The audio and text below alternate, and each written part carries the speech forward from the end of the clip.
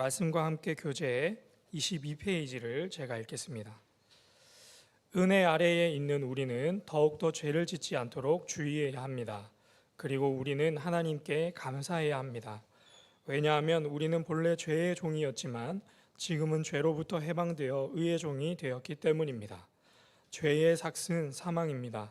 그러나 이제는 우리가 죄로부터 해방되고 하나님의 종이 되어 거룩함에 이르는 열매를 맺어 결국은 영생을 얻었습니다. 네. 계속해서 저희가 로마서의 말씀을 살펴보고 있는데요. 믿음으로써 의롭다 칭함을 받는다 라고 하는 이 이신칭의의 교리는 예수님을 구주로 고백하는 사람들에게 있어서는 가장 근본적인 신앙의 고백이 아닌가 하는 생각을 해보게 됩니다. 그런데 이 가장 근본적인 신앙 고백을 함에 있어서 늘상 따라오는 질문이 하나 있습니다. 그것이 무엇인가 하면 바로 오직 믿음으로 칭의와 구원을 얻는다라고 한다면 말 그대로 정말 믿기만 하고 아무렇게 살아도 괜찮은가 하는 질문입니다. 믿기만 하고 믿음으로써 구원에 이르니 우리의 삶은 그냥 아무렇게나 살아도 괜찮은가 하는 질문입니다. 이러한 질문은 오늘을 살아가는 우리뿐만 아니라 초대교회에 있었던 그 안에서도 제기됐던 문제였던 것으로 보입니다. 그래서 사도 바울은 오늘 본문 15절에서 이렇게 말합니다. 우리 함께 15절의 말씀을 읽겠습니다. 시작. 그런즉 어찌하리요 우리가 법 아래에 있지 아니하고 은혜 아래에 있으니 죄를 지으리요 그럴 수 없느니라. 아멘. 사도 바울은 예수 그리스도의 은혜 아래에 있으면 죄를 지을 수 있다 없다? 네, 죄를 지을 수 없다라고 말합니다. 그래서 이 은혜 아래에 있기 때문에 죄를 지을 수 없다라는 것으로 뒤집어서 생각을 해보면 결국에는 칭의와 구원에 있어서 우리의 그런 선한 행동, 의로운 행동도 큰 역할을 하는 것이 아닌가 하는 반문을 가지게끔 합니다. 이 질문에 대해서 어떻게 생각하시나요? 은혜 아래에 있으니 죄를 지을 수 없다. 그렇다면 결국에는 칭의와 구원을 있어서 우리의 행실도 그만한 큰 역할을 감당하는 것이 아니냐라는 질문.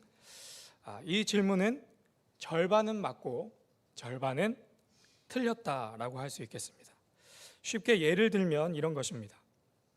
저는 아주 노래를 못 부르는 사람입니다. 노래를 못 부르는 주제에 꿈은 아주 커가지고 저희 신일교회의 임마누엘 찬양대원이 되고 싶어하는 꿈이 있습니다. 그런데 아무리 노력을 해봐도 노래 연습을 해봐도 천성이 박치에다가 음치여서 도저히 찬양대원으로 받아들여질 수 없는 그런 상황입니다. 그러던 어느 날 그토록 들어가고 싶어 했던 우리 임마누엘 찬양대의 지휘자 분께서 대장님께서 오셔서 갑자기 저에게 임마누엘 찬양대 가운을 이렇게 입힙니다.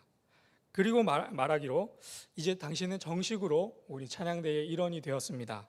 내일부터 바로 강단에 서게 될 것이니까 잘 준비하시길 바랍니다. 이렇게 이야기를 합니다. 그러고 나서 이제 완전히 상황이 달라졌습니다. 무엇이 달라졌는가 하면 노래 실력이 달라졌으면 좋겠다 싶지만 노래 실력은 천성이 박치와 음치이기 때문에 아무리 연습을 해봐도 거기서 거기입니다. 달라진 것이 하나 있는데 그것이 무엇인가 하면 달라진 것은 노래를 부르는 실력이 달라진 것이 아니라 제가 노래를 잘 부르려고 노력하는 이유가 달라진 것입니다. 실력이 달라진 것이 아니라 노력을 하는 이유가 달라졌다 하는 것이죠. 찬양대 가운을 입기 전에는 어떻게든 그 찬양대 가운을 입으려고 어떻게든 노래 실력을 향상시켜서 찬양대에 들어가려고 그 시험에 통과하고자 노력을 했다라고 한다면 찬양대 가운을 아무 공로 없이 능력 없이 은혜로 그 가운을 입었으니 이제는 그 가운에 합당한 실력을 갖추고자 노력하고 애쓰는 것이다 하는 것이죠. 그래서 찬양대 가운을 입기 전에는 찬양대 가운을 입으려고 죽으려고 애를 썼다라고 한다면 찬양대 가운을 입고 나서는 내가 실력이 없는데 어떻게든 그래도 맡은 바 직분을 잘 감당해 보겠다, 그 가운에 합당한 삶을 살아보겠다라는 이유로 열심히 노래 연습을 한다라고 정리할 수 있겠습니다. 그래서 오늘 15절에 기록되어 있는 그런즉 어찌하리요 우리가 법 아래에 있지 아니하고 은혜 아래에 있으니 죄를 지으리요 그럴 수 없느니라 라고 말하는 이 바울의 선포는 우리에게 이런 것을 알려주고 있는 것이죠. 법 아래에 있지 않고 은혜 아래에 우리가 있다라고 하는 것은 그 은혜에 합당한 삶을 살아라, 그것을 위해 노력해라, 그것을 위해 정진해라 라고 하는 말로 우리가 이해할 수 있겠습니다. 그래서 오늘 우리 함께 기도할 첫 번째 기도 제목은 은혜 입은 자로 합당한 삶을 살게 하소서입니다. 은혜 입은 자로 합당한 삶을 살게 하소서. 하나님께서는 아무런 자격 없는 우리를, 어쩌면 탈락의 이유를 완벽하게 갖추고 있는 우리를 그럼에도 불구하고 찬양대 가운을 입히시고 하나님의 아들, 딸로 삼아주셨습니다. 도저히 감당 못할 은혜를 입은 자가 어떤 삶을 살아야 할까라는 질문에 저는 이렇게 대답하고 싶습니다. 항상 기뻐하고 죄로부터 넘어지지 않기 위해 숨쉬듯 기도하고 그 어떤 일에도 감사하며 살아야 되겠다라고 하는 것입니다. 여기에 있는 우리 모두에게 은혜 입은 자로서 그에 합당한 삶을 살아가도록 성령 하나님께서 그 길을 인도해 주시기를 주님의 이름으로 축복합니다. 뒤이어서 우리 두 번째 말씀을 함께 찾아보겠습니다. 우리 함께 16절의 말씀을 함께 읽겠습니다. 시작.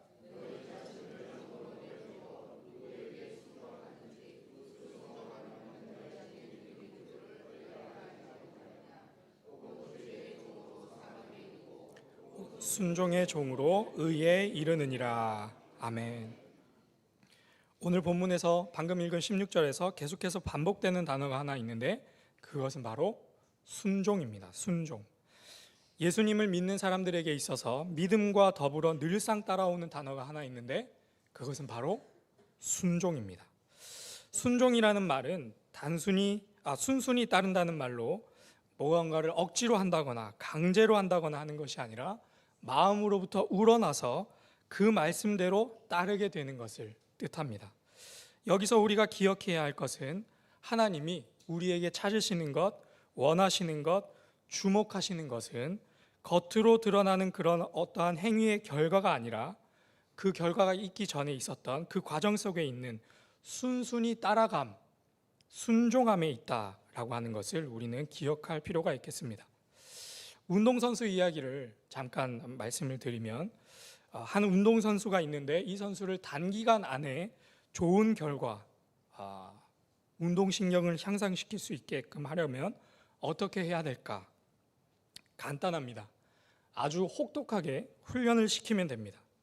육체의 한계를 뛰어넘을 수 있도록 강제로 협박도 하고 이런 식으로 하다가는 네가 금메달은커녕 은메달도 택도 없고 결국에는 네가 인생의 낙오자가 될 것이다 라고 하는 그런 핍박, 핀잔, 쏘아붙이기도 하고 헝그리 정신을 갖도록 극한까지 몰아붙이면 됩니다.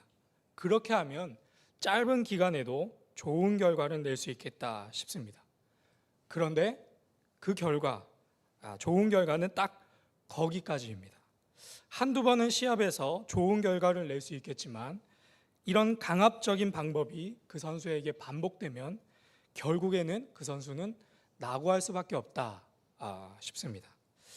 우리가 TV에서 가끔씩 나오는 그런 공부 잘하는 아이들, 그 아이들의 공통점이 하나 있는데 그것이 무엇인가 하면 그 아이들은 스스로 공부하는 아이다라고 하는 것입니다. 누가 강요하지 않아도, 누가 이렇게 억지로 시키지 않아도 스스로 그 자리에 앉아서 공부하는 아이들이 결국에는 공부를 잘하게 된다라는 것. 스스로 자율적으로 공부하는 아이가 단기적으로 봤을 때 강압적이고 협박을 당하면서 공부하는 아이보다 단기간 안에는 그 효율을 따라가지 못한다 할지라도 장기적으로 봤을 때에는 결국에 강압적이고 학대받으면서 공부한 아이가 절대로 따라오지 못할 만큼 월등히 앞서 나간다라는 것을 우리는 TV 여러 사례를 통해서 확인할 수 있습니다. 그래서 하나님께서는 이신칭의 우리를 겁박하고 강제로 어떤 행위를 하게끔 노력을 하게끔 그렇게 만들어 두신 것이 아니라 먼저 우리 손에 금메달을 쥐어주시고는 먼저 우리 가방 안에 100점짜리 시험 성적표를 넣어두시고는 그 자유와 더불어 우리가 순종하기를 원하시고 기다리고 계신 것입니다. 우리 함께 17절과 18절의 말씀 함께 읽겠습니다. 17절 18절의 말씀 시작. 하나님께 감사하리로다. 너희가 본래 죄의 종이더니 너희에게 전하여 준 바 교훈의 본을 마음으로 순종하여 죄로부터 해방되어 의에게 종이 되었느니라. 아멘. 우리를 겁박하고 정죄하는 죄의 종, 그 자리에서 벗어나 아무 자격 없는 우리를 의롭다 하시고 높여주시는 하나님의 사랑의 종이 되어서 그 자유함 안에서 결국 순종을 이루는 우리 모두가 되기를 주님의 이름으로 축복합니다. 그래서 오늘 함께 기도할 두 번째 기도 제목은 은혜의 자유함 속에 순종을 이루는 사람이 되게 하소서입니다. 은혜의 자유함 속에 순종을 이루는 사람이 되게 하소서. 은혜의 자유함 속에 순종을 이루는 사람이 되게 하소서. 이제 마지막 세 번째 말씀을 함께 찾아보겠습니다. 은혜가 아니라 은혜의 자유함 속에 순종을 이루는 사람이 되게 하소서. 우리 함께 이제 세 번째 말씀을 찾아보겠습니다. 22절의 말씀, 우리 22절의 말씀을 한 목소리로 읽겠습니다. 시작. 그러나 이제는 너희가 죄로부터 해방되고 하나님께 종이 되어 거룩함에 이르는 열매를 맺었으니 그 마지막은 영생이라. 아멘. 우리는 아무 자격이 없음에도 칭의를 받았고 그 칭의를 받은 자에게 하나님께서는 영원한 생명을 선물로 주시겠다 약속하셨습니다. 그리고 우리는 그 영원한 생명을 얻고자 선물로 받고자 오늘도 예수 그리스도께서 걸어가신 그 길을 걸어가고 있는 줄로 믿습니다. 그런데 우리의 삶의 실제적인 모습을 돌아보면 참 부끄러울 때가 많이 있죠. 은혜를 입었으나 은혜 없는 자처럼 살 때가 많고, 자유를 얻었으나 오히려 그 얻은 자유로 더 악한 모습으로 살 때가 종종 있습니다. 그럴 때 죄의 뿌리가 올라와서 우리의 행실을 악한 길로 인도할 때 우리가 기억하고 떠올리며 새겨야 할 말씀이 하나 있습니다. 우리 함께 23절의 말씀, 23절의 말씀도 함께 읽겠습니다. 시작. 죄의 삭은 사망이요 하나님의 은사는 그리스도 예수 우리 주 안에 있는 영생이니라. 아멘. 죄의 삭은 사망이라. 죄의 삭은 사망이라. 저는 이 본문을 읽으면서 지난 주일 위임 목사님께서 설교하셨던 에서가 생각이 났습니다. 지금 당장의 배고픔을 해결하기 위해서 눈앞에 있는 팥죽 한 그릇에 장자권을 팔아버린 에서의 모습. 에서가 왜 장자권을 고작 그 팥죽 한 그릇에 팔아버렸을까? 먼저는 그 장자권을 아주 우습게 여겼기 때문이고, 다음은 팥죽에 자신의 생명이 달려있다라고 했던 그러한 착각 때문이었습니다. 장자권을 아주 우습게 보았기 때문이고, 팥죽에 생명이 있을 것이다 라고 하는 착각 때문에. 우리가 죄 짓는 이유가 무엇이겠습니까? 영원한 생명을 주시는 하나님의 말씀보다 지금 당장 내 눈앞에 있는 유익, 만족, 기쁨, 안정, 인정, 이런 것들이 더 가깝고 더 확실해 보이고 더 믿을만하다라고 착각하기 때문입니다. 저 멀리를 내다보지 못하고 그저 지금 당장 굶주린 내 배를 채우기 위해서 선택한 팥죽이 얼마나 무가치한 것인가라는 것을 깨닫지 못하고 그 팥죽 한 그릇에 그 영원한 것을, 그 모든 것을 뚝딱 팔아버리고 마는 모습. 그러나 그 죄의 유혹 속에서 우리가 기억해야 할 것은 하나님의 말씀, 언약을 등지고 선택하는 그 팥죽의 값은 무엇이다? 결국에는 사망이다, 죄의 삭은 사망이다라고 하는 것을 우리가 그 유혹의 순간에, 그 죄 지으려고 하는 그 위기의 순간에 기억해야 하겠습니다. 지금 당장은 아무렇지 않은 것처럼 보여도, 지금 당장은 그것이 내 배를 채우고 등을 따시게 하는 일인 것처럼 보여도, 지금 당장은 그 선택이, 그 잠깐 넘어짐이 아주 지혜롭고 현명한 일인 것처럼 느껴져도, 지금 당장은 하나님의 말씀이 비현실적인 것처럼 느껴져도 그것은 반드시, 그 선택은 반드시 그 값을 요구하고 치러야 한다라고 하는 것, 우리는 그것을 기억할 필요가 있겠습니다. 죄의 삭은 사망이다.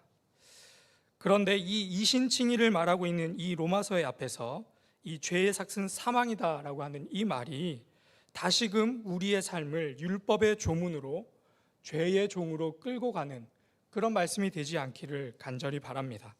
다만 이 말씀이 우리가 은혜 입었음에도 불구하고, 우리에게 자유가 주어졌음에도 불구하고, 우리에게 아무 장벽이 없음에도, 영생을 선물 받았음에도 불구하고 때때로 올라오는 우리의 죄의 쓴뿌리, 그것을 타고 오는 나쁜 행실, 그 앞에서 팥죽을 따라가는 우리의 모습 속에서 이것이 원래는 사망이었구나, 이 팥죽이 원래는 사망이었구나, 지금 내가 짓고 있는 이 죄가 원래는 사망이었구나를 떠올리며 그 순간에 다시금 주신 은혜에 감사하고 마음과 행실을 돌이키게끔 하는 지게석이 되는 말씀이 죄의 삭은 사망이다라고 하는 말씀이 되기를 주님의 이름으로 축복합니다. 그래서 오늘 함께 기도할 마지막 세 번째 기도 제목은 오늘의 팥죽보다 내일의 소망을 품고 사는 사람이 되게 하소서입니다. 오늘의 팥죽보다 내일의 소망을 품고 사는 사람이 되게 하소서. 오늘의 팥죽보다 내일의 소망을 품고 사는 사람이 되게 하소서.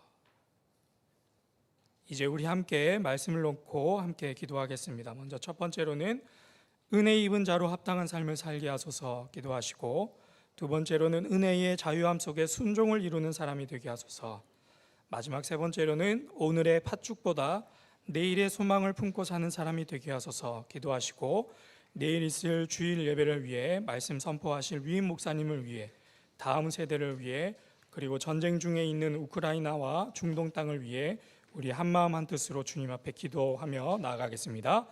주여 믿습니다. 주여 믿습니다. 주여 믿습니다.